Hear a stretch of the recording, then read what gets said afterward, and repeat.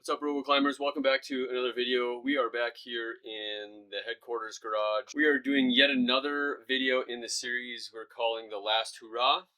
And today, the Last Hoorah is the 20-degree wall here in the headquarters. As always, what we're going to do is we're going to have our last session climbing on this. I got my buddy Jack here. And what we're going to do is climb that last session, and then we'll do a time lapse of tearing the wall apart.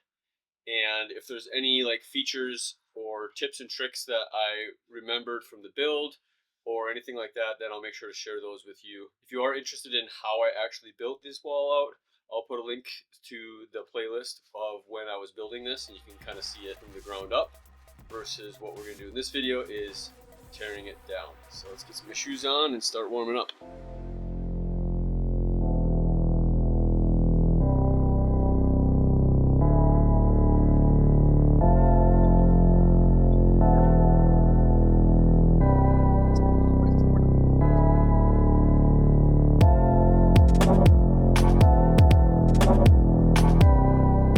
So in addition to just this flat panel of 20 degrees, we've got this edge over here that's got some bolts on the arete. Then we got the transition wall that's kind of an odd angle with these triangles here. And then there's a continuation triangle that goes up into the ceiling. That's still about 20 degrees overhanging. So there are some classic problems on here that I'll maybe try and do one last time before we take them down. And then there's also some that I've saved in the app that we can try as well.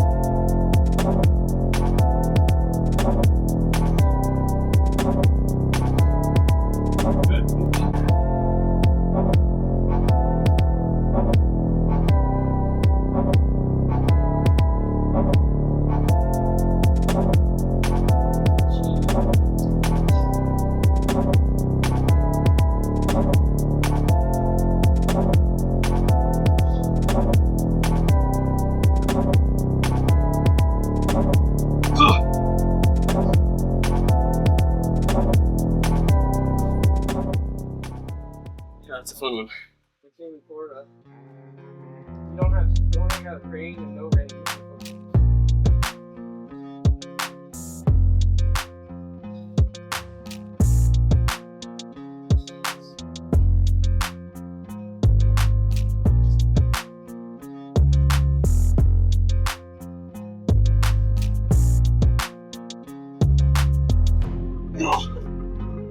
I've never done that move. So this was like a problem that finished match on this.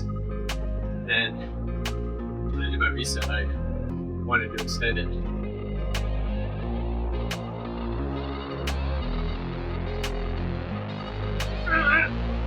Oh, such a small grip.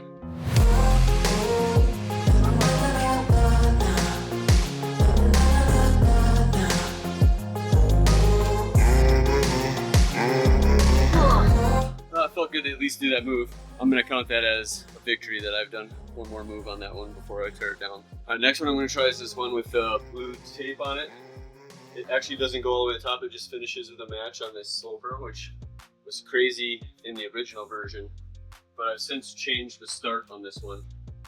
So now it swoops over here left into like this undercling. And then it comes up here, and then a match. And then it's like a lean finish with only that as a foothold. And then I think I dragged a toe on the arete to match the finish. But I haven't done the new bottom section yet, so we're gonna try that.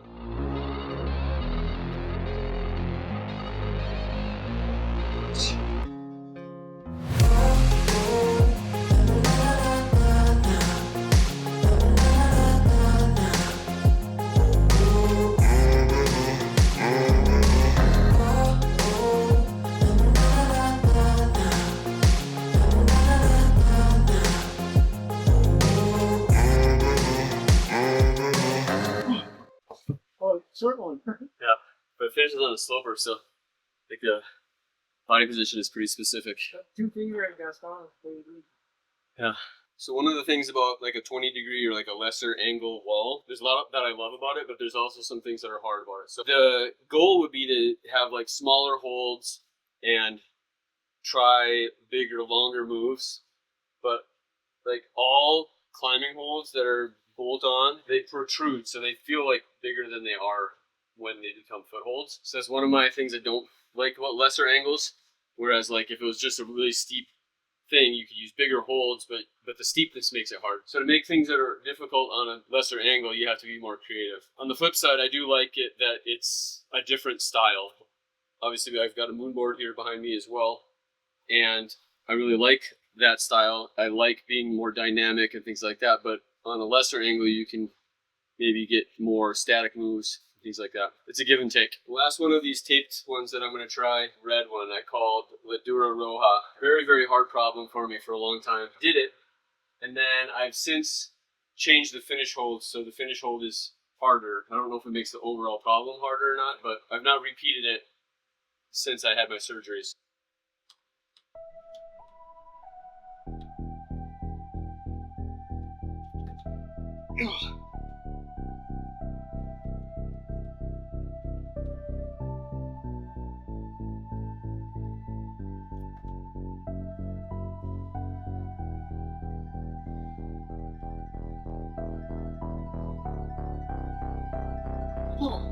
About 9 months ago, before my surgery, Jack and I were trying this route called Sonic Youth.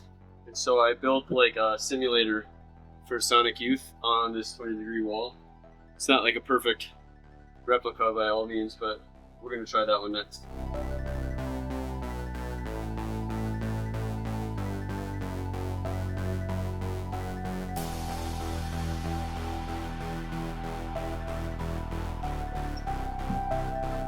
That's too easy.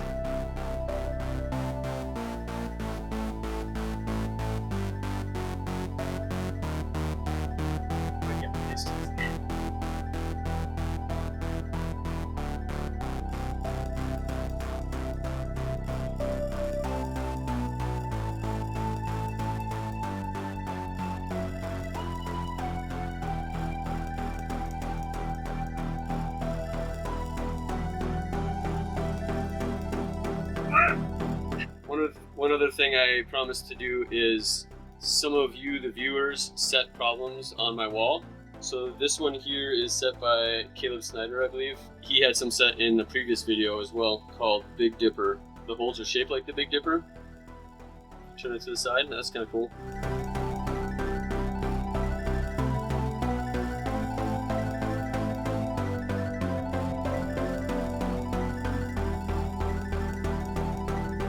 Not already.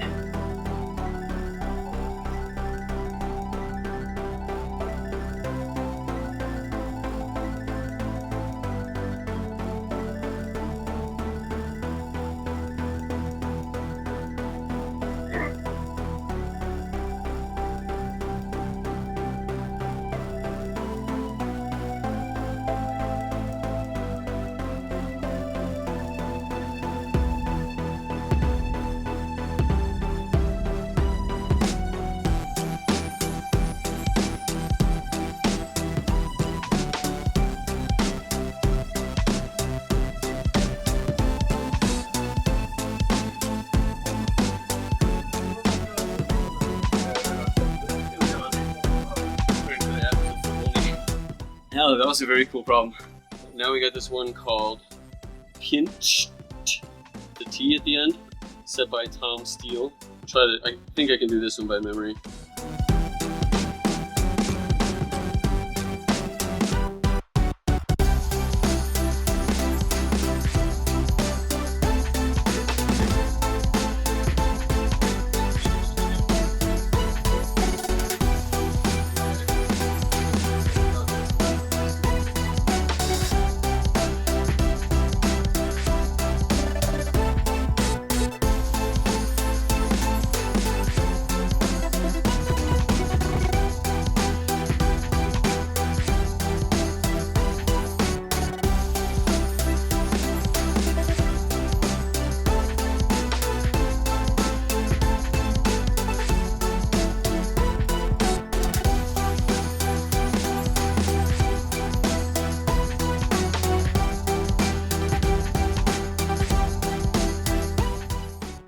Yeah, I like that one. I like that you bring that foot up high. See the middle move, and then kind of back step on that finchy red one to finish it. Tom, that was a good problem. Alright, I'm running low on batteries, so for this session, at least the climbing portion of this video, I'm going to try probably one more problem before my battery dies. And this one is called underfoot. And I said it, but I think I said it in partnership with our friend Josh, a second Josh number 2. So we're going to try this one. I don't even know if I've completed it yet when I was with him, so.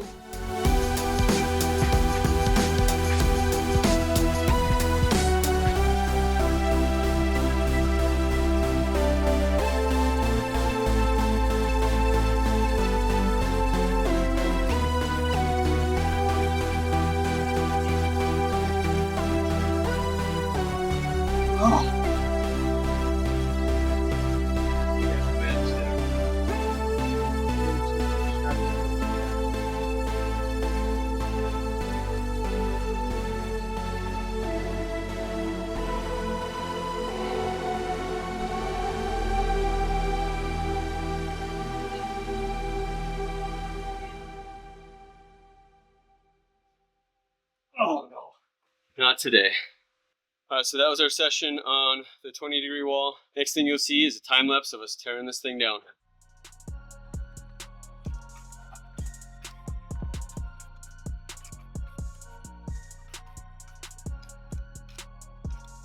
So this gray wall here is painted with supposedly furniture grade hardener paint, but the holes are still sticking to it. A lot of them are still sticking to it. It only further solidifies my standing that I prefer just bare wood on the climbing walls. So I'm using a hammer and I'm gently tapping on them in certain spots to try to break it free.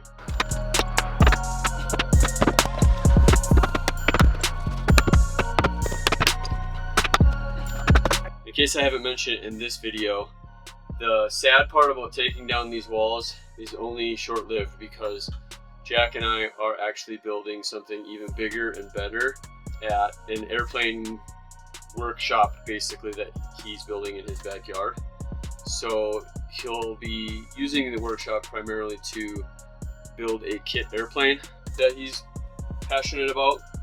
But on the outside walls, we're going to be able to do climbing, and there'll be between 12 and 14 feet of vertical gain, which will be amazing. Like, I kind of barely made 12 feet when I cut into the attic of this garage, but like the whole expanse will be a minimum of 12 feet height, and in several places we'll be able to go up to like 14 and a half feet.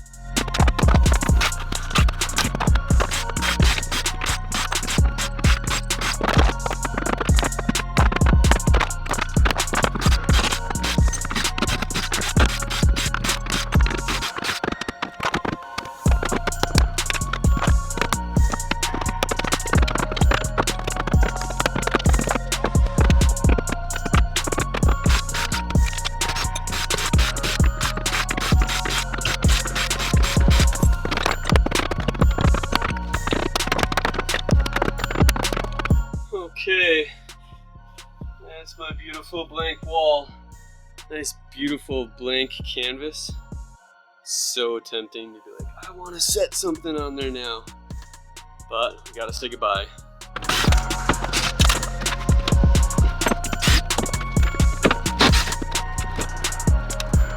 So here's something worth showing you.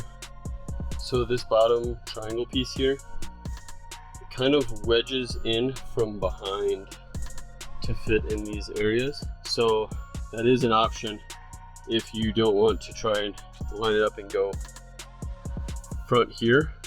You can always come in from the back.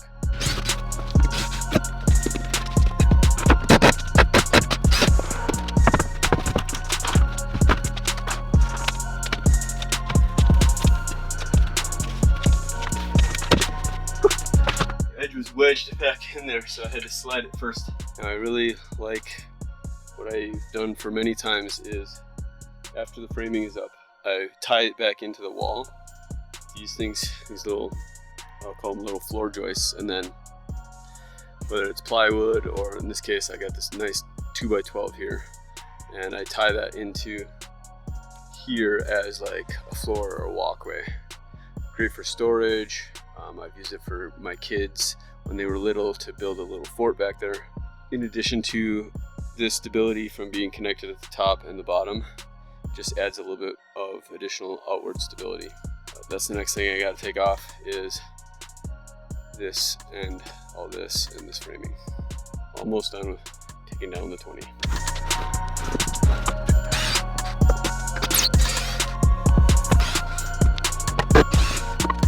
And then these ones, what's interesting about the setup is leaning up against this joist here, and then I just screwed in from the back side into the stud that I'm connecting to. So they're leaning, and this joist is reinforced on this side and this side, and from behind, actually in two places, so it's really, really solid.